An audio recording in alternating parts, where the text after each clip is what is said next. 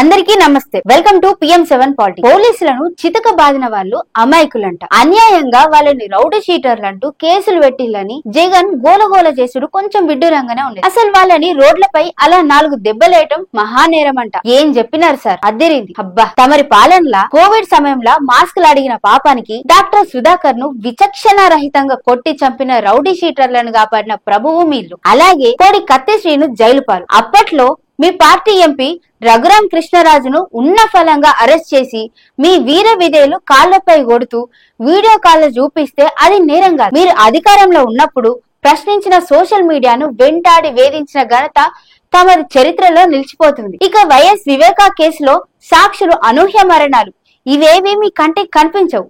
కానీ తెనాలిలో 4 కలిసి ఓ కానిస్టేబుల్ చచ్చేటట్టు కొడితే అది నేరం కాదు. వారికి బుద్ధి చెప్పడం మీ దృష్టిలో ఘోరం.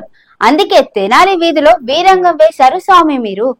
రాష్ట్రం రెడ్ బుక్ రాజ్యాంగం అని, పోలీసు వ్యవస్థ అదుపు తప్పి దిగజారిందని, పోలీసుల చేతుల్లో దెబ్బలు తిన్న వారిలో దోమ రాకేష్, చెబ్రోలు జాని విక్టర్, కరిముల్లా అనే దళితులు మైనారిటీలు అమాయకులని చెప్పడం మీకే సరిపోయింది సార్. ఇంకా మీరు తీరు మారలేదని జనం గగ్గోలు పెడుతున్నారు.